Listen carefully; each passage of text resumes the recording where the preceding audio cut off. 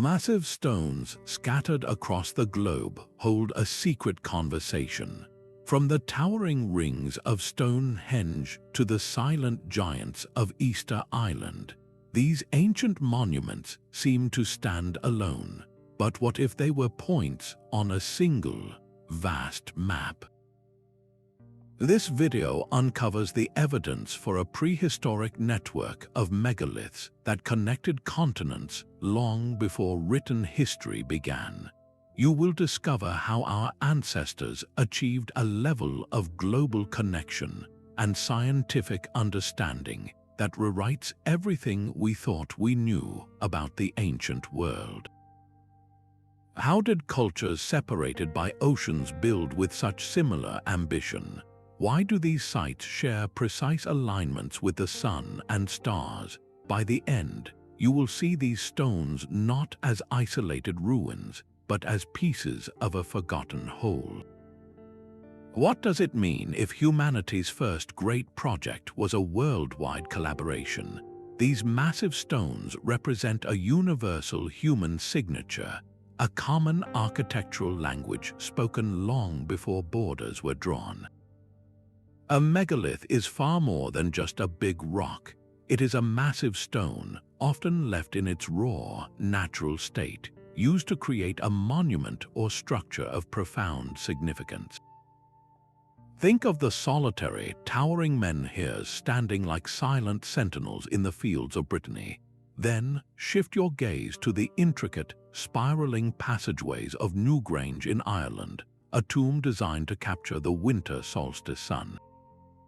Despite their vast differences in form and function, they share a core, imposing physicality. The word megalith itself comes from ancient Greek, combining megas for large and lithos for stone. This simple definition, however, hides a deep and powerful truth. This was not the project of one single, wandering culture. Instead, it was a widespread practice, a shared technological and spiritual thread woven through societies that, according to conventional history, should have had no contact. From the shores of the Mediterranean to the islands of the Pacific, humanity experienced a simultaneous urge to build big, to create something permanent that reached for the sky. To even begin to see the global network, we must first learn to appreciate these individual threads, the unique stones from which the grand tapestry was spun. Stonehenge stands as a testament to an idea vast enough to span generations. Its construction was not a single project but a cultural obsession, a work in progress for over a millennium. To maintain such a consistent vision across centuries required more than just a powerful leader. It demanded a shared belief so potent it could unite countless people for 1,000 years.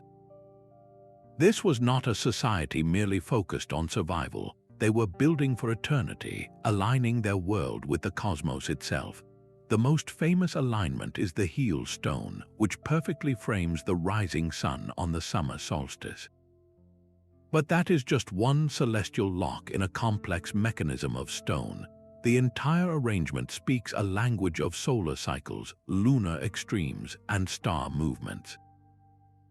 Archaeologists like Mike Parker Pearson see it not just as an observatory, but as a domain of the ancestors, a sacred landscape where the living connected with the spiritual realm through rituals tied to the heavens. This profound cosmological drive explains the almost unbelievable effort of transporting the bluestones, each weighing several tons, from the Preseli Hills in Wales, a journey of over 150 miles. They did not do this because the local stones were inadequate. They did it because those specific stones held power, meaning they were part of a belief system that assigned spiritual significance to distant landscapes. This hints at a world where the entire land was a connected, living entity, and certain points upon it held extraordinary energy. If such a powerful, astronomy-driven ideology could fuel this level of cooperation and engineering in one corner of the world, is it so hard to believe that same idea could have traveled or perhaps even arisen independently in another. Across the globe, a different kind of giant was emerging from the Earth. On the most isolated inhabited island on the planet, the massive stone Moai of Rapa Nui, or Easter Island, stand with their backs to the sea. These are not simple pillars, they are immense, detailed human figures, some weighing over 80 tons, carved from solid volcanic rock and transported for miles across rugged terrain. Their creation was an act of breathtaking communal will. For generations, the islanders dedicated their lives to the quarry at Raraku, where even today nearly 400 statues remain in various states of completion, as if the workers simply walked away one day. The most profound mystery is not just how they were carved, but how they were moved. Modern experiments suggest they may have been walked upright in a rocking motion, a feat requiring the coordinated effort of dozens of people pulling on ropes, a slow, rhythmic dance that brought the giants to life and guided them across the island.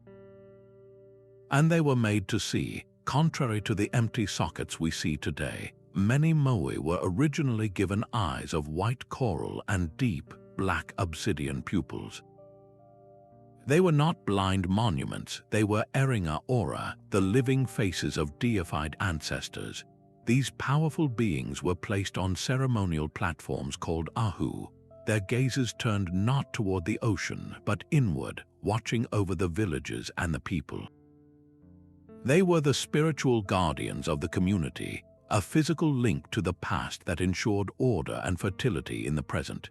Here, on an island thousands of miles from any other shore, a culture developed a megalithic tradition centered on ancestry and stone, a theme that resonates powerfully with the builders of Stonehenge. This profound similarity, born in total isolation, raises a haunting question. Were these ideas carried across the world by ancient mariners, or do they point to something even deeper, a fundamental blueprint hardwired into the human spirit, waiting to be expressed wherever people lived and died under the same stars? This shared impulse to build with stone connects two worlds, but to see the true scale of the network, we must turn our eyes to the sky itself. While the giants of Stonehenge and Easter Island reach for the sky, another form of megalithic genius plunges deep into the earth.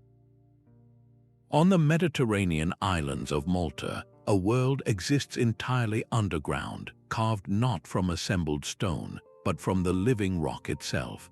The Saflieni Hypogeum is a subterranean temple complex of staggering complexity, a labyrinthine structure spread over 3 levels that descends more than 30 feet into the limestone bedrock.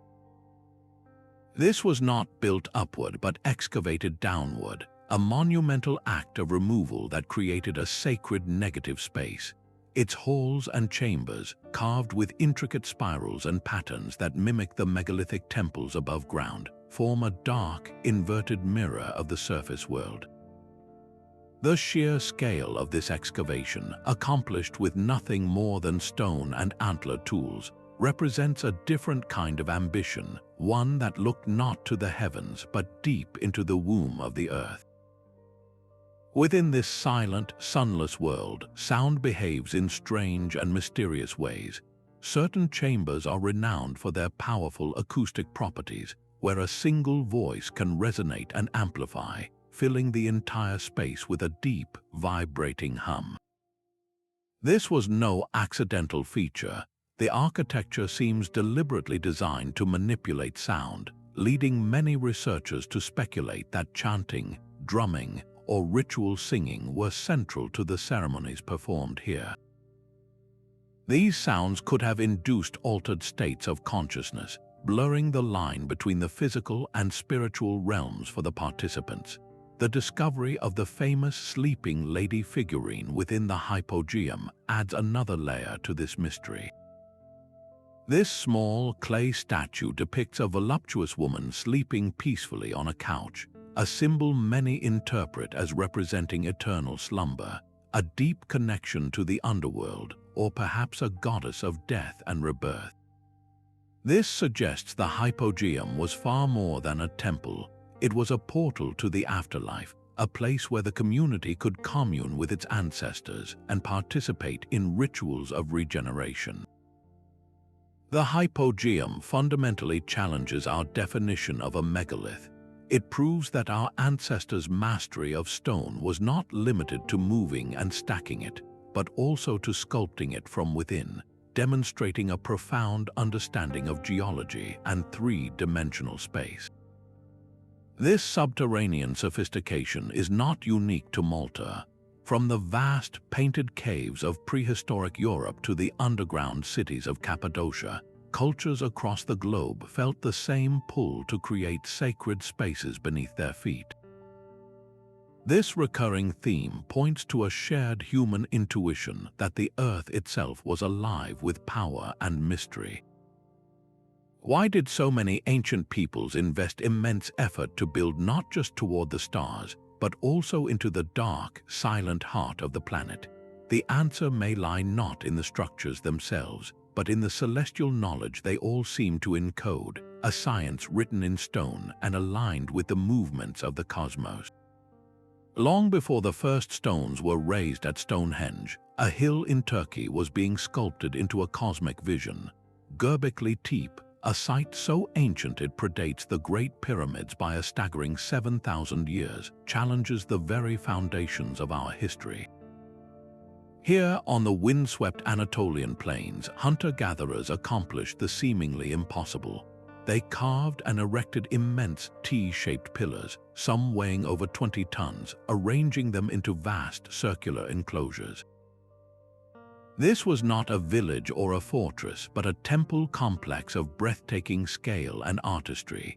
Its stone pillars adorned with a menagerie of carved creatures, from foxes and scorpions to swooping birds. For decades, we believed a simple story that humanity had to first invent agriculture, settle down into farms and villages, and only then, with a surplus of food and labor, could it afford the luxury of building grand temples and complex society. Göbekli Tepe turns that story completely on its head. It presents us with a stunning reversal: the temple came first. This suggests that a shared spiritual vision, a collective need to create a sacred space aligned with the heavens, was the very engine that drove the invention of civilization itself. The builders did not have metal tools or even pottery, yet they possessed a sophisticated knowledge of stoneworking and a communal organization profound enough to orchestrate this mammoth project. Then, around 8,000 years before the Common Era, something just as deliberate as its construction took place, Göbekli Tepe was systematically and carefully buried. Every enclosure was filled with earth, stone by stone, hiding this marvel from the world for millennia. This was not an act of destruction, but one of preservation, as if the knowledge it contained was too powerful to leave in the open, a sacred secret to be reset for a future age. This pattern of intentional burial, of hiding profound knowledge, is not unique, and it forces us to ask what other ancient secrets lie deliberately concealed beneath our feet. The silent ranks of Carnac stand as one of the most overwhelming megalithic sites on Earth. In Brittany, France, over 3,000 individual standing stones march across the landscape in eerie, parallel rows. These menhirs stretch for kilometers, a vast geometric arrangement that transforms the land into something deliberately structured and profoundly strange. To walk among them is to feel a sense of ordered chaos, like navigating the columns of a petrified army frozen in time. Their uniformity and sheer numbers create a visual rhythm that is both beautiful and unsettling, a pattern written into the earth on a scale that defies simple explanation. Local folklore offers a magical origin, telling of a Roman legion pursued by the wizard Merlin, who turned the entire army to stone where they stood. This poetic myth, however, does little to reveal the true purpose behind this colossal undertaking. Archaeologists have proposed more grounded theories, suggesting the alignments served as territorial markers for powerful tribal groups, delineating sacred ground or proclaiming control over the land. Another compelling idea is that they functioned as a sophisticated astronomical calendar. Certain stones and sightlines appear to correlate with the solstice sun and the movements of the moon, framing celestial events with stone. The sheer, undeniable scale of Carnac speaks louder than any single theory. Erecting this many stones required a society of remarkable organization, one capable of planning, feeding, and directing a labor force for generations. This was not a small village project, it was a civilization-scale enterprise. The alignments represent a form of large-scale landscape engineering, a deliberate reshaping of the natural world to conform to a grand, unseen design. This capacity to mobilize a society for a purpose that was clearly more spiritual than practical is a thread we have seen before, from the communal will of Easter Island to the generational vision of Stonehenge. It demonstrates a shared human impulse to impose cosmic order on the land, a blueprint that seems to transcend any single culture. Yet, for all their imposing presence, the stones of Carnac are not the only ancient monuments that seem to be part of a larger conversation. If these sites were connected, how did the builders communicate such complex ideas across such vast and empty distances? The answer may lie not in the stones themselves, but in the paths between them. The precision of Mnajdra feels almost supernatural. On the southern coast of Malta, this sun-worshipping temple complex is not merely a collection of old stones, it is a celestial timepiece carved from the earth. During the spring and autumn equinox, a brilliant shaft of sunlight pierces the main doorway with unerring accuracy, striking a central slab deep within the sanctuary. This is not a rough alignment, it is a highly refined astronomical event, the result of centuries of meticulous observation. The builders did not just track the sun, they harnessed its light, designing their sacred space to mark the 2 days of the year when day and night are perfectly balanced. To achieve this level of architectural finesse, they worked with a specific type of stone, the soft, golden Globigerina limestone found on the island. This material was easier to carve than the harder stones used elsewhere, allowing the Maltese builders to create more intricate structures with sophisticated corbelled roofs and detailed facades that have withstood millennia.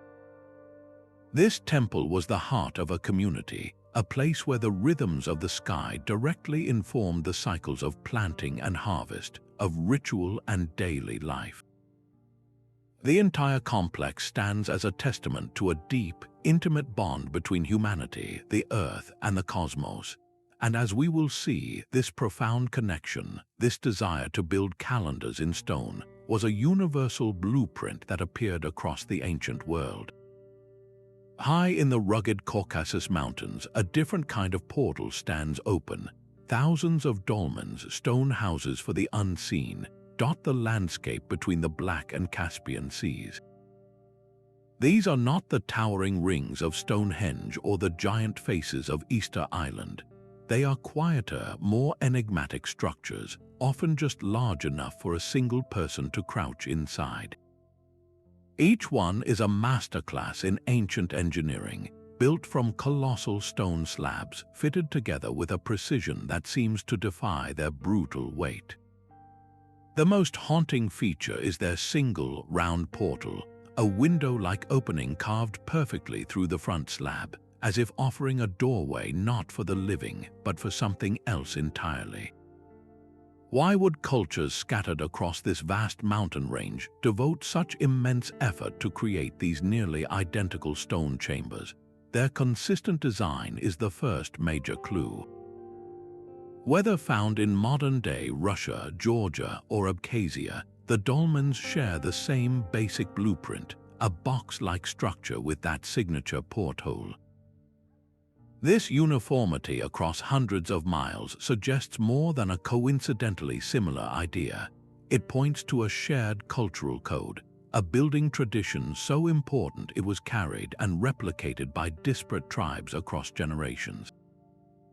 This was a language spoken in stone, and its grammar was remarkably consistent. The locations of these dolmens provide the second clue. They are frequently found near vital water sources, along river valleys, and most tellingly, perched beside what would become ancient trade routes. They were not hidden away in inaccessible peaks, but placed along the very pathways that connected people. This strategic placement transforms them from isolated tombs into potential waypoints, spiritual markers on a map of early human movement. Their function remains one of archaeology's great puzzles. The most common theory is that they served as burial chambers, sealed tombs for important individuals. Yet many have been found empty, devoid of any human remains. This opens the door to other possibilities. Were they dwellings for spirits or gods, places where the veil between worlds was thinnest? Could their small portals have been designed not for a body to enter, but for an offering to be made or for a voice to call out to the other side? Some researchers even propose a celestial function, noting that certain dolmens are aligned with solar events, their portals capturing the light of the rising or setting sun on significant days. Perhaps they were all these things at once, sacred spaces that served the community in both practical and profound ways. They anchored the people to the land, marked their territories, and connected them to the cycles of the cosmos, all while standing watch over the routes of trade and communication. The Caucasian dolmens offer a powerful vision of a connected prehistoric world. They suggest that knowledge, in the form of a sacred architectural design, flowed along these early mountain pathways, uniting different peoples under a common spiritual and technological tradition. If a blueprint for a dolmen could travel across mountains, what other ideas were moving between continents? Even the most celebrated classical site can hide a much older, stony heart.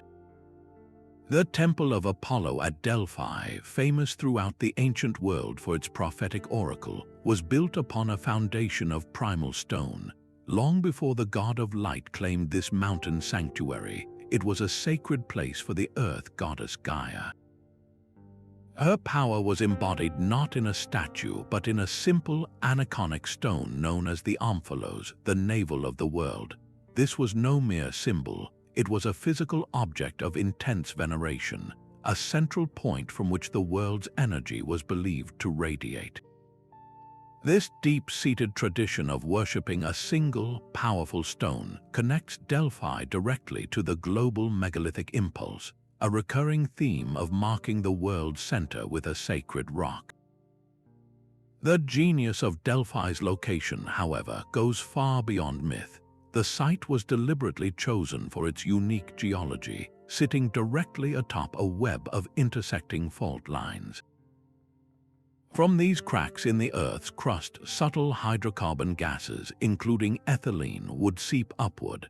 The Pythia, the priestess who served as the oracle, would descend into a sunken chamber and inhale these vapors, which induced the trance-like state that allowed her to deliver the god's cryptic prophecies. This was not magic in the abstract. It was a sophisticated, if unconscious, application of geomancy. The ancient builders integrated a potent natural phenomenon directly into their spiritual practice, creating a perfect fusion of the earthly and the divine. The very ground beneath the temple was an active participant in the ritual, a living partner in the ceremony. This profound understanding that certain places on the earth held unique power resonates with what we have seen from Malta's acoustic chambers to Göbekli Tepe's carved hill.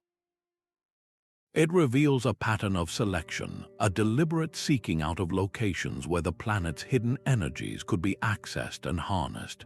Why did so many ancient cultures, separated by continents and oceans, share this instinct to build where the Earth itself seemed to speak? The Maltese archipelago offers a perfect miniature of this worldwide phenomenon.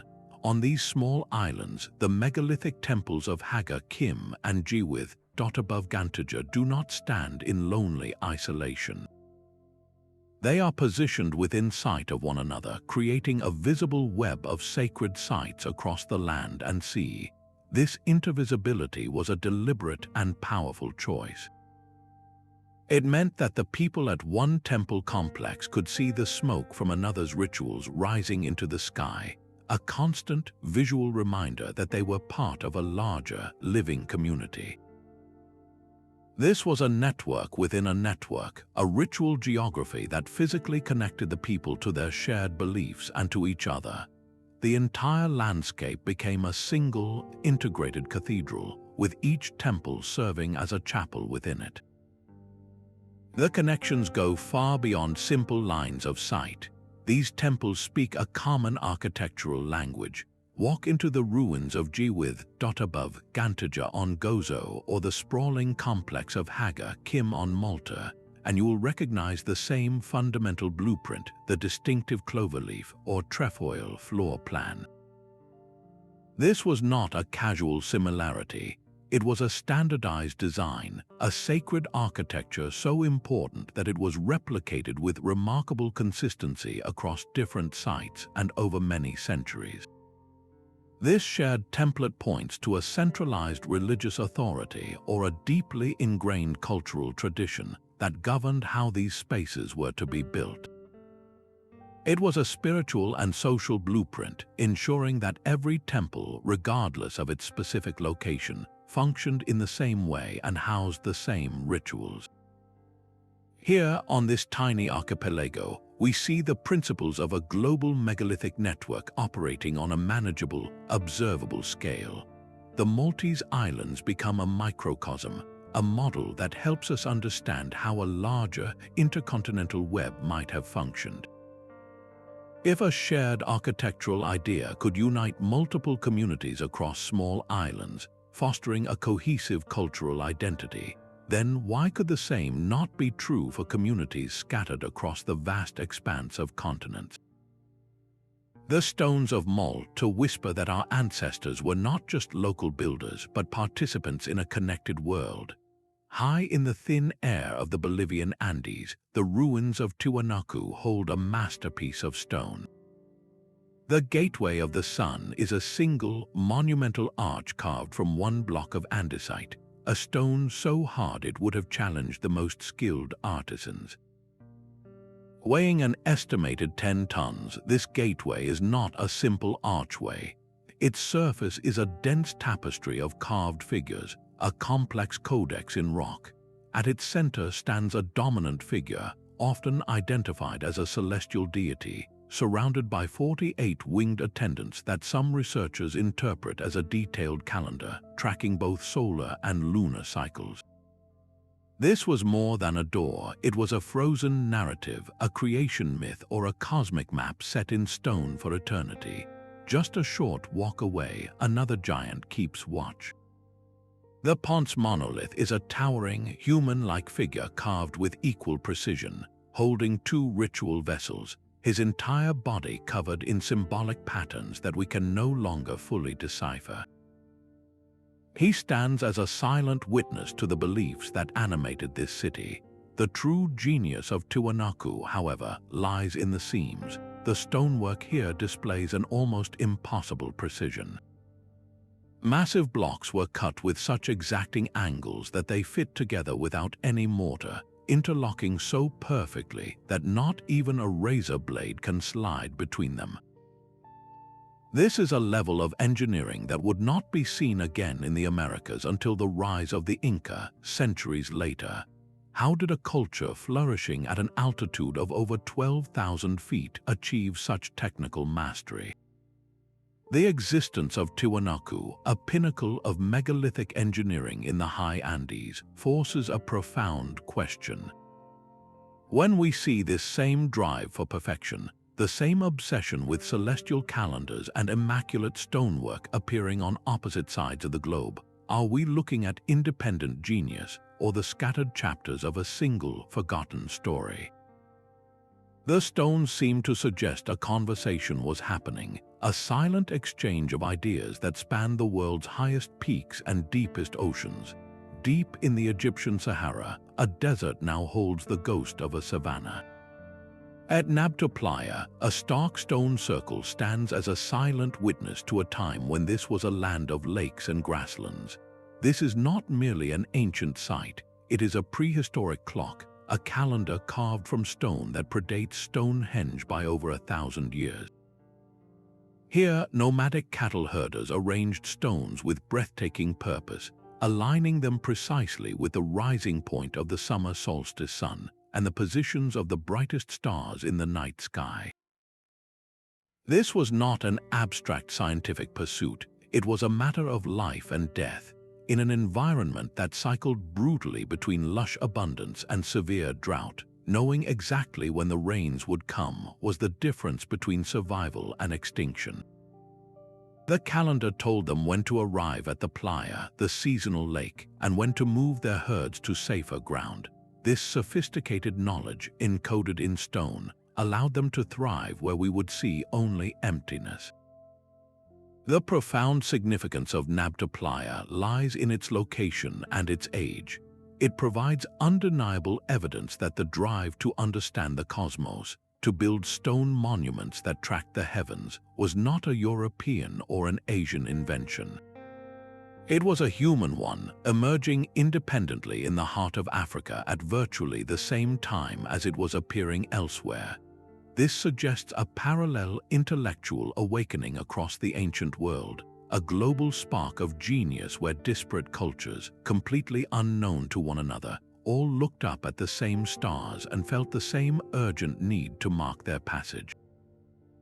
The stones of Nabta Playa whisper a powerful truth, that the roots of astronomy and megalithic science run deep into African soil, forever changing our map of humanity's earliest scientific achievements.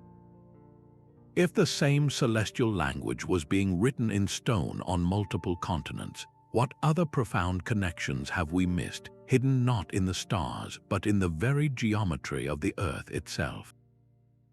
On the island of Java, a mountain holds a secret within its core.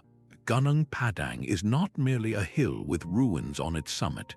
The entire hill itself appears to be the monument, a colossal, layered pyramid constructed by human hands over millennia.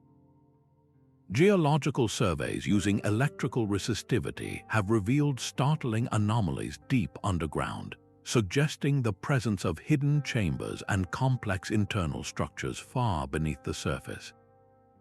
Core samples extracted from deep within the Earth tell a story that challenges our deepest assumptions, with some preliminary dates suggesting the earliest layers could be more than 20,000 years old. If these dates are confirmed, this site would not just be old, it would be ancient in a way that rewrites human history, pushing the dawn of complex megalithic construction back into the last ice age. Local legends have always preserved the memory of this place's profound power. They speak of the ancient king Siliwangi, who sought enlightenment here through deep meditation, and they describe Gunung Padang as a focal point of telluric energy, a place where the Earth's own vital force rises to the surface. This is not just folklore, it is an oral map to a sacred geological reality, a tradition that aligns perfectly with the scientific discoveries now being made. The implications are staggering. A structure of such sophistication and age in Indonesia would mean that an advanced understanding of astronomy, engineering, and Earth energies was present in the Pacific region at a time when, according to conventional history, most of humanity lived as nomadic hunter-gatherers.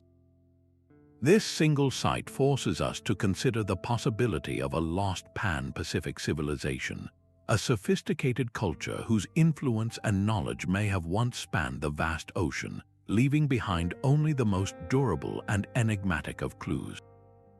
What other mountains, now seen as natural features, might be the buried architecture of a world we have forgotten? Across the ocean, the American continent speaks the same ancient language of earth and sky. In the rolling hills of Ohio, a giant uncoils upon the land. The Great Serpent Mound is a breathtaking effigy earthwork, a sinuous form stretching for over 1,300 feet along a high plateau. This is not a structure of stone but of earth itself, a colossal sculpture built from layers of clay, ash, and soil. Its massive, undulating body curves in 7 great coils, culminating in a wide, oval head that seems to be closing its jaws around another egg-shaped mound. To stand on the ground beside it is to see only a gentle, grassy ridge, but from the air, its full, magnificent design is revealed, a masterpiece of landscape art created long before flight. The precision of its alignment is as deliberate as any stone circle. The serpent's head points directly toward the setting sun on the summer solstice, while the coils may also correspond to significant lunar events or specific stars. This was not a random shape, it was a celestial map written into the very soil, a giant earthen clock designed to track the cycles of the heavens. The builders of this great serpent belonged to the Hopewell culture, a people who transformed the Ohio River Valley into a vast ceremonial landscape. They did not build with quarried stone, but with baskets of earth, constructing enormous enclosures in perfect geometric forms, circles, squares, and octagons, all on a colossal scale. These earthworks were laid out with a surveyor's accuracy, their walls and gateways aligned to the solstice sunrises and sunsets, and the extreme rising and setting points of the moon. This demonstrates a profound understanding of geometry and astronomy, rivaling the knowledge of their contemporaries in Europe. The existence of the Serpent Mound and the Hopewell earthworks proves a vital point. The universal human impulse to reshape the landscape on a grand scale, to encode cosmic knowledge into permanent monuments, was not confined to the old world. It was a fundamental blueprint of the human mind, emerging with stunning similarity in the Americas, completely independent of any influence from across the seas. Why would cultures that never knew each other all feel compelled to build giant, aligned calendars in their own sacred soil? The answer suggests that this was more than a cultural trend. It was a deep, instinctual human response to the cosmos, a shared need to find our place in the universe by marking its rhythms here on Earth. The sheer weight of these walls feels like a physical force. In the sun-baked hills of ancient Greece, the citadels of Mycenae and Tiryns are guarded by ramparts of such colossal scale that they defy belief. Later Greeks, looking upon these ruins, could not conceive of ordinary humans moving such stones. They named the builders Cyclopes, the one-eyed giants of myth, for surely only giants could have stacked these mountains of rock. We call this style Cyclopean masonry, a fitting name for a construction method that uses massive, irregular limestone boulders, often weighing many tons, fitted together with an almost organic precision. The builders did not carve neat, rectangular blocks. Instead, they selected each rugged stone for its unique shape, then painstakingly chipped and shaved its edges until it locked perfectly into its neighbor with barely a finger's width of space between them. This was not simple piling, it was a sophisticated jigsaw puzzle executed on a gargantuan scale, an engineering technique that created walls of immense strength and durability. These were fortresses, first and foremost, designed to project an image of unshakable power and terrifying permanence to any who might approach. Yet their purpose ran far deeper than mere defense. The Mycenaean rulers did not build on empty ground. They deliberately integrated their colossal walls around older, pre-existing sacred sites, incorporating ancient holy places into their new seats of power. Within these fortified complexes, they constructed magnificent beehive tombs known as tholoi, like the famous treasury of Atreus. These tombs were marvels of corbelled architecture, their soaring, domed chambers built from concentric rings of stone that leaned inward until they met at a single capstone, creating a space of profound silence and darkness for the royal dead. Here, the megalithic impulse transformed. It was no longer just about standing stones or celestial alignments, but about consolidating authority. The massive walls projected military might, the grand tombs cemented dynastic lineage, and the absorbed sacred sites provided divine legitimacy. This was a complete package of control, written in the language of immense stone. At Mycenae and Turin, we see the universal blueprint of megalithic building adapting to a new age, evolving from purely spiritual monuments to structures that fused the sacred, the funerary, and the political into one overwhelming statement of human ambition. This Bronze Age legacy of giants and cyclopean stones would seep deep into the soil of Greek consciousness, eventually blooming into the epic poems of Homer, where myth and the memory of a lost, monumental age became forever intertwined. Far to the east, a peninsula is crowded with silent stone tables. The Gochang, Hwasun, and Ganghwa sites of South Korea hold an astonishing concentration of dolmens, a staggering collection that makes up nearly 40% of all such monuments found anywhere on Earth. These are not the single standing stones of Carnac or the carved portals of the Caucasus, but something more grounded and monumental in their own right. Most follow the classic table form, with a massive, often impossibly heavy capstone resting upon two or more supporting stones, creating a chamber beneath. The sheer weight of these slabs is humbling, with some capstones estimated to weigh over 100 tons. To move and elevate such rocks required more than just strong backs. It demanded a society of remarkable cohesion and shared purpose. This was not the work of scattered, isolated villages, but of a highly organized Neolithic culture with a common, powerful vision. That vision was almost certainly focused on the realm beyond death. These dolmens were burial chambers, tombs for the elite or the revered, their design meant to protect and honor the physical remains as the spirit traveled onward. The consistent form and function across thousands of these structures points to a widespread and deeply held belief in an afterlife, a spiritual conviction so strong it mobilized entire communities for generations. The pattern of their placement across the landscape reveals another layer of this story. They are not scattered randomly. Instead, they cluster prominently along fertile river basins and on the edges of rich plains, the very heartlands of early Korean agriculture. This is no coincidence. It tells us that the capability to build on such a scale was directly tied to the land's bounty. Successful farming led to population growth, which provided the necessary labor force. Agricultural surplus created the wealth and stability that freed people from the constant struggle for food, allowing them to invest their time and energy in these colossal communal projects. We see this same socio-economic pattern from the farmlands surrounding Stonehenge to the fertile valleys of the Caucasian dolmen builders. It is a recurring blueprint where prosperity, a concentrated population, and a powerful shared belief combine to produce a landscape of everlasting stone. The dolmens of Korea stand as a powerful reminder that the megalithic impulse was not a Western or European phenomenon, but a global chapter in the human story, written wherever people put down roots, looked toward the horizon, and began to build for eternity.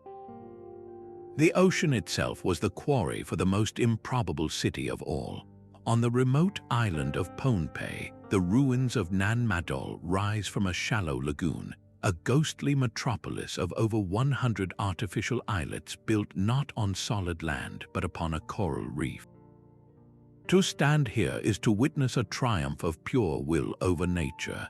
The city's foundations are colossal basalt logs, each one a prismatic column quarried from the other side of the island. These are not mere rocks but perfectly shaped geometric blocks, some weighing 50 tons, stacked like firewood to form towering walls and canals. Transporting these stones across miles of open water was a logistical nightmare that would challenge modern engineers. How did a people with no metal tools, no pulleys, and no draft animals move these megalithic crystals from the jungle, load them onto rafts, and navigate them through treacherous reefs to their final destination? The sheer ambition is breathtaking. Local legend offers a magical explanation, telling of twin sorcerer brothers, Olisipa and Olisopa, who used their mystical power to levitate the stones into place. This myth, like the story of Merlin at Carnac, gives voice to a simple truth that the achievement seemed so impossible, only magic could explain it. In reality, Nan Madol was the ceremonial and political heart of the Sordelor dynasty, a unified kingdom that held sway over the entire island. The city was a deliberate display of power, a place where the ruling elite separated themselves from the common people, living on these man-made islands surrounded by canals that functioned like watery streets. This was the Venice of the Pacific, a complex of temples, tombs, and administrative centers all constructed from these impossible stones. The existence of Nan Madol in such profound isolation is a final, powerful testament to the global nature of this blueprint. It proves that the drive to reshape the world with colossal stone was not dependent on vast continents or connected landmasses. It could ignite on a tiny speck of land in the world's largest ocean, fueled by the same human need to create something permanent, to manifest divine authority in stone, and to build a center for the cosmos. Here, at the edge of the world, the network finds one of its most defiant and eloquent voices. The Sahara holds entire constellations of stone scattered across its vast emptiness. From the Libyan plateau to the plains of Niger, countless menhirs and silent stone circles stand against the wind, monuments to a world that has long since vanished. While sites like Nabta Playa have captured our attention, they are not isolated wonders. They are simply the most famous examples of a megalithic tradition that once covered this entire region, a web of stone woven through the heart of the desert. These are not the towering, intricately carved figures of other lands. Their power lies in their stark simplicity and their sheer, overwhelming numbers, forming alignments that can stretch for miles across the gravel plains. To see them is to understand that the network was not confined to coastlines or fertile river valleys. It reached deep into the interior of continents, following the paths of ancient peoples. The true story of these stones is written in the very dust beneath them. Today, we see them in a brutal, hyper-arid landscape, but they were erected when the Sahara was a green savanna, a land of lakes and grasslands teeming with life. The megaliths are markers of a lost paradise, placed by communities of cattle herders and hunters who thrived here for thousands of years. Their purposes were as varied as the landscape itself. Some circles clearly served as funerary monuments, sacred spaces for the dead. Others functioned as territorial markers, declaring a clan's right to a vital water source or a particularly rich grazing land. And many, like their cousins in Europe and the Americas, were precisely arranged to track the solstice sun or the brightest stars, creating a practical, life-saving calendar etched into the earth. This was a science born of necessity, a way of surviving in an environment that was slowly, inexorably turning against them. The Saharan megaliths are a profound testament to human adaptability. They show us that the blueprint was not rigid.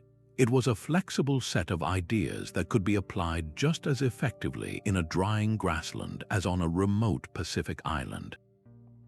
As the climate shifted and the waters retreated, these sites were gradually abandoned, left to the encroaching sands, but their silent presence reminds us that the network was truly global, threading through continents and enduring long after the people who built them had moved on, leaving behind a stone memory of a greener world.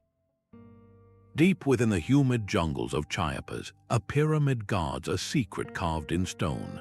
The Temple of the Inscriptions at Palenque rises in classic Maya splendor, its stepped facade a familiar sight. Yet its true purpose was not to reach for the heavens, but to protect a treasure buried deep within its core. After a long and arduous excavation, archaeologists broke through the pyramid's heart to find a hidden crypt, a chamber sealed for over 1,000 years. There they encountered a single, staggering object, a monolithic limestone slab covering a sarcophagus. This was not merely a lid, it was a cosmic map weighing 5 tons, intricately carved with a scene of breathtaking complexity. It depicts the king Kayinish-Janab-Pakal at the moment of his death, not as an end but as a transformative journey. He is shown falling down the world tree, the sacred axis that connects the underworld, the earth, and the celestial realm. He descends not into oblivion, but into the open jaws of a great earth monster, a portal to rebirth. This massive stone was a permanent, physical guarantee of his passage, a vehicle to carry his soul through the cycles of death and renewal. The entire pyramid, a mountain of masonry and human effort, was engineered for this one purpose, to house and protect this single, sacred stone and the ruler it contained. This represents a profound evolution in the ancient blueprint. At places like Stonehenge or the Maltese temples, the colossal effort was for the community, for the ancestors as a collective, or for the gods themselves. Here at Palenque, the megalithic impulse was harnessed for the glorification of an individual. The technology of moving massive stones, the spiritual symbolism of the cosmos, and the architectural genius of pyramid building were all fused into a single project designed to immortalize a king. The stones now spoke not just for the people, but for the person who ruled them. This shift from communal monument to personal mausoleum shows how the deep-seated human need to build in stone could be adapted, channeled by the power of a state society to cement the legacy of its elite. The sarcophagus lid of Pakal stands as a stunning fusion of art, astronomy, and raw political power, a megalithic testament written for one man, yet echoing the eternal themes of the entire network. If the same stones that once united communities could now be used to elevate a single ruler, what does this tell us about the changing nature of power in the ancient world? And how far did this new model of kingship and stone spread? While the sun commanded attention across many ancient sites, the moon held its own profound power in the north. On the Isle of Lewis, the Callanish stones rise from the peat like a petrified forest, their dark silhouettes etched against the sky. This is not a simple circle, but a complex cruciform pattern, a central ring from which long avenues of stones radiate outward, forming a stone cross laid upon the land. Their arrangement is a deliberate and intricate design, a stark contrast to the rugged Scottish landscape of lochs and low hills that cradles them. The genius of Callanish lies not in tracking the dependable sun, but in capturing the far more elusive dance of the moon. Every 18.6 years, a remarkable event unfolds. As the moon reaches the peak of its long, slow cycle, it appears to skim the southern horizon. From the center of the stone circle, an observer would watch the moon, in its full glory, seem to glide perfectly along the crest of a distant hill, framed precisely by the stones of the southern avenue before it vanishes from sight. This is not a simple alignment. It is the culmination of generations of patient observation, a testament to an astronomical understanding of breathtaking depth and patience. To track a cycle that takes almost a generation to complete requires a society dedicated to preserving knowledge across centuries, passing down this celestial secret from elder to child with meticulous care. The very land itself was part of the ceremony. The stones were positioned to integrate with the natural amphitheater of hills, with the nearby waters of Loch Rogue acting as a reflective mirror for the sky. This was a sacred geography where heaven, earth, and stone were seen as a single, unbroken whole. The monument does not dominate its surroundings, it completes them, embodying a worldview where humanity was not separate from nature, but a conscious participant in its grand, cyclical rhythms.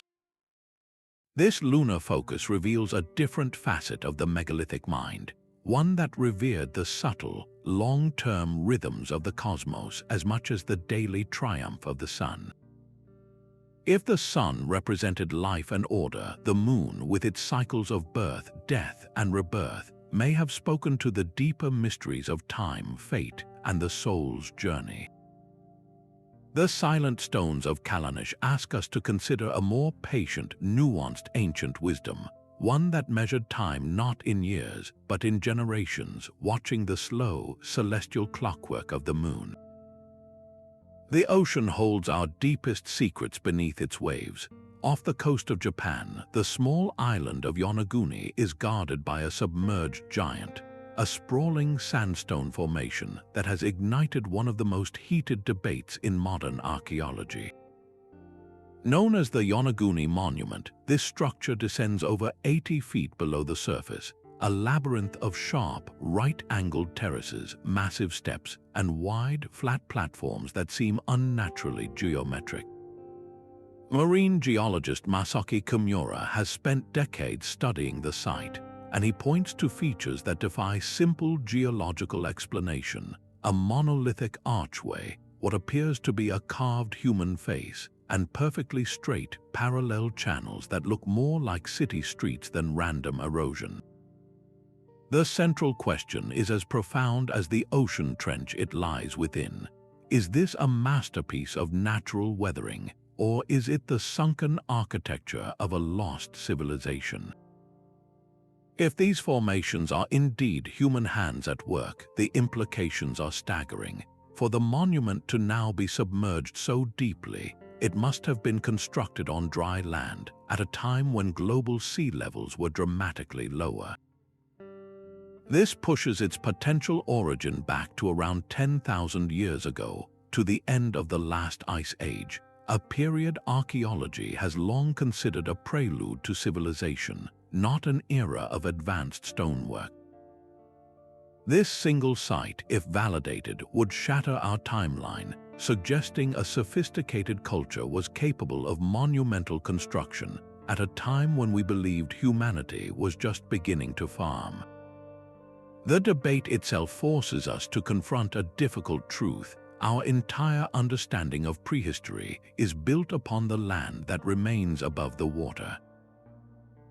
Coastlines have shifted drastically over millennia, swallowing vast stretches of territory where ancient peoples would have naturally lived and built.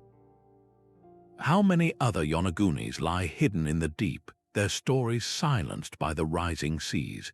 This possibility transforms the global megalithic network from a continental web into a truly planetary one, with crucial nodes now lost beneath the waves. The search for these underwater structures is no longer a fringe pursuit. Around the world, sonar mapping and underwater archaeology are revealing tantalizing clues. Off the coast of India, in the Gulf of Combat, sonar images have revealed what seem to be the geometric outlines of a vast submerged city. Similar structures have been identified near Cuba and in the Mediterranean. These are not yet proven, but they form a pattern of anomalies that can no longer be ignored. They suggest that the network we have been tracing from Göbekli Tepe to Gunung Padang might only be the high-altitude survivors, the inland fragments of a much grander and more complete global system. The most populated and advanced areas of the ancient world would have been along the shores, and those are the very lands that have vanished. What if the true heart of this prehistoric civilization now rests on the ocean floor, waiting to rewrite our story from the depths? A weathered circle of stone stands sentinel on a South African plateau, a silent clock older than history itself.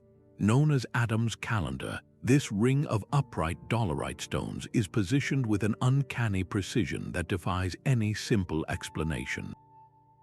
At its heart, a distinct alignment of monoliths points unerringly toward the north, south, east, and west, while other stones mark the precise rising and setting points of the sun on the solstices.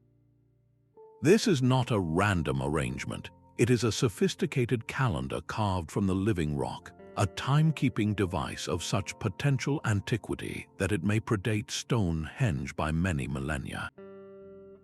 The sheer age implied by its erosion and stellar alignments suggests a time when humanity's first scientific thoughts were being etched into the landscape of Africa. Yet this single, enigmatic site is not alone. It is merely the most famous example in a constellation of stone that blankets southern Africa, with thousands upon thousands of similar circles sprawling across the grasslands. For generations, the conventional explanation dismissed these vast complexes as nothing more than cattle kraals, temporary enclosures built by nomadic herders. But this simple answer is beginning to crumble. Why would a nomadic people invest such immense effort in piling heavy stones for temporary pens when simple thorn bushes would suffice? The staggering number of these circles, their intricate interlocking patterns, and their frequent placement near vital water sources hint at a purpose far grander and more permanent. They suggest the remains of a vast, settled civilization that once thrived here, a society with the knowledge, organization, and spiritual drive to reshape an entire subcontinent. The implications of these African sites are profound. For too long, the story of megalithic culture has been told with a predominantly European accent, focusing on Stonehenge and Carnac as the epicenters of ancient genius. The stone circles of southern Africa shatter that narrow perspective. They push the boundaries of the global network dramatically southward, anchoring it firmly in the cradle of humankind. This is not a peripheral outpost of a global idea. It is a core territory, a testament to a pan-African tradition of stone that ran parallel to, and perhaps even predated, the developments in the north. When we include these silent African circles in the conversation, the megalithic world map is no longer just transcontinental. It becomes truly planetary, a web of connected understanding that encompassed the entire globe.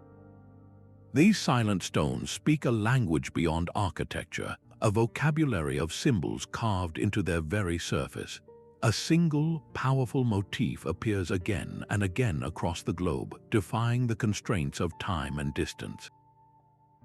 The spiral, an elegant coil that seems to move while standing perfectly still, is etched into the great entrance stone at Newgrange in Ireland. That same symbol adorns the walls of the Maltese temples, and it appears with striking similarity in the ancient rock art of the American Southwest. It is as if the same artist or the same idea traveled across continents. This is not a case of one culture copying another. It is the emergence of a universal human signature, a shared visual thought. The spiral could represent the journey of the sun, the cycle of the seasons, or the labyrinthine path of life and death itself. Its persistent recurrence suggests that our ancestors, looking at the same natural world, arrived at the same profound conclusions about its cyclical nature. Even more profound is the concept of the world tree, known to scholars as the Axis Mundi. This is not a physical tree, but a spiritual one, a central pillar believed to connect the underworld, the earth we walk upon, and the celestial realm of the gods. We saw it carved onto King Pakul's sarcophagus lid at Palenque, depicting his descent along this cosmic axis. But this same idea appears in Norse mythology as Yggdrasil, the immense ash tree that holds the 9 worlds. It is present in the beliefs of Siberian shamans and in the traditions of Southeast Asia. This was not a shared blueprint for a building, but a shared blueprint for the universe itself. How do we explain this? Two possibilities emerge, each as revolutionary as the other. The first is that a form of communication, a slow exchange of ideas, did indeed occur between these distant cultures, carried by intrepid travelers across land and sea. The second possibility is even more profound. It suggests that these symbols are archetypal, fundamental patterns hardwired into the human psyche, arising independently in every culture as it reaches a certain level of spiritual and philosophical awareness. These motifs were not invented, they were discovered like mathematical truths within the collective human mind. This ideational network, this shared dream of spirals and world trees, is perhaps the most compelling evidence of all. It implies that our ancestors, separated by vast oceans and impassable mountains, were not strangers. They were kindred spirits, all looking up at the same stars and grappling with the same eternal questions. Where did we come from? What is our place in the cosmos? What happens when we die? The stones and the symbols they bear are their collective, whispered answer. The silent stones could never have spoken to each other without a voice, and that voice was the ocean. For a global network to function, it required a global highway, and the evidence for prehistoric seafaring is etched not only in pottery and artifacts, but in the very peopling of the planet. Consider the journey to Australia, a voyage accomplished by modern humans over 50,000 years ago. This was not a casual island hop.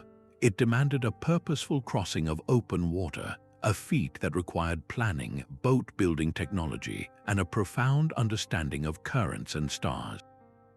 This was not an anomaly. Millennia later, the Lapita people performed an even more staggering feat of navigation, fanning out across the immense expanse of the Pacific. Their distinctive pottery, stamped with intricate geometric patterns, appears like a trail of breadcrumbs across thousands of miles of open ocean, from the islands of Melanesia all the way to the distant shores of Samoa and Tonga. They did not drift aimlessly, they sailed with intention, carrying their families, their crops, and their cultural blueprints to the world's most remote islands. The movement of people is one thing, but the movement of goods provides an even more concrete ledger of ancient trade. Archaeologists have found obsidian from the Mediterranean island of Melos in the tombs of prehistoric Egypt, a volcanic glass that traveled hundreds of miles by sea. Even more telling, the tombs of the mighty Mycenaean kings in Greece were found to contain beads of brilliant amber that originated in the distant Baltic Sea, a journey of over 1,000 miles across Europe. These objects were not necessities, they were luxuries, items of prestige that moved along established trade routes connecting powerful elites. This evidence systematically dismantles the comfortable myth of isolated ancient cultures living in splendid ignorance of one another. If a chief in Greece could wear jewelry from the cold northern forests, and if an Egyptian priest could use a ritual blade made from stone quarried on a distant island, then the world was already deeply interconnected. Ideas are the lightest and most portable cargo of all. If people and goods could travel these vast distances, then so could the concepts of sacred geometry, the knowledge of celestial alignments, and the shared spiritual impulse to build in stone. The same ships that carried amber and obsidian could also carry an architect, a storyteller, or a priest who had witnessed the great stone circles of one land and could describe their power to the chiefs of another. This tangible, proven web of prehistoric trade provides the missing mechanism, the physical means for a transcontinental exchange of megalithic science and spirituality, turning a collection of similar-looking sites into a genuine conversation held across the millennia. The stones themselves could sing. Across the ancient world, the builders of these monuments did not just work with sight and alignment, they engineered sound itself. Deep within the Hal-Saflieni Hypogeum in Malta, certain chambers resonate powerfully at a frequency of 110 Hz, a low hum that seems to vibrate within your very bones. A single chant or drumbeat in these spaces would not merely be heard, it would be physically felt, transforming the chamber into a living instrument. This was not an accident of construction. It was a deliberate design, an architectural choice to create a space where sound could alter perception. The same principle appears at the Oracle of Delphi, where the priestess did not prophesy in an ordinary room. She descended into a chamber suffused with ethylene gas rising from the Earth's fractures, her mind eased into a trance by the very geology of the site. Even the simple, table-like dolmens found from Korea to the Caucasus can produce strange auditory effects, their enclosed spaces amplifying whispers and distorting echoes, making the voice of a single speaker sound otherworldly and vast. This shared focus on psychoacoustics points to a profound and universal ritual practice. The goal was not merely to build, but to build portals. These sites were tools for journeying, designed to facilitate shamanic voyages, to open channels of communication with ancestral spirits, or to peer into the future through divination. The massive stones acted as both amplifier and gateway, their immense physicality grounding the participant in this world, while the manipulated sounds and gases pulled their consciousness into another.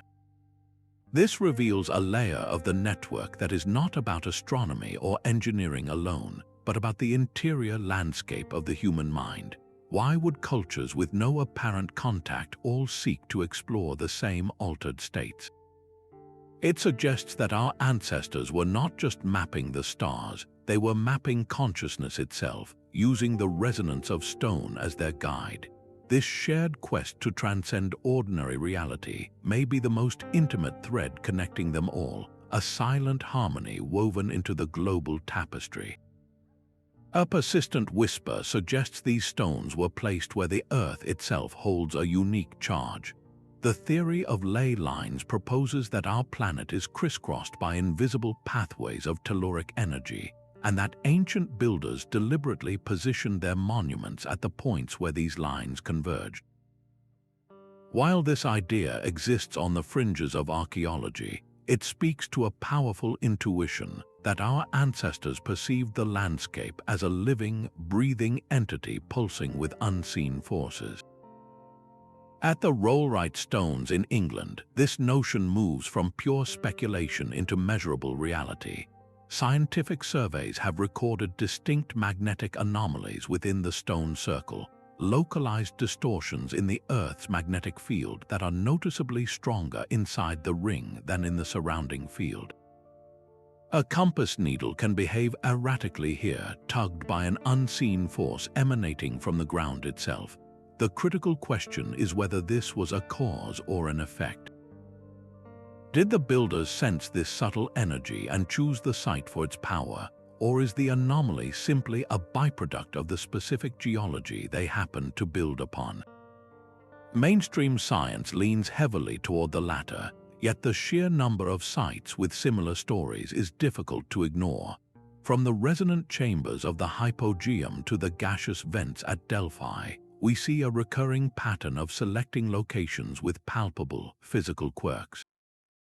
This suggests a form of ancient geomancy, a sophisticated sensitivity to the subtle textures of the planet.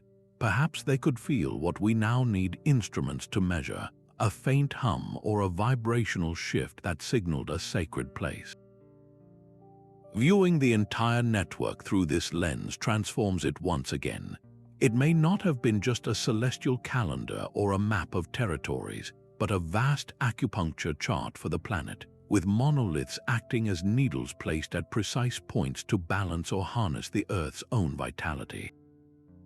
This energetic layer, whether literal or metaphorical, deepens the mystery of their global mission, framing our ancestors not only as master astronomers and engineers, but as the first true ecologists of the spirit, listening intently to the quiet heartbeat of the world.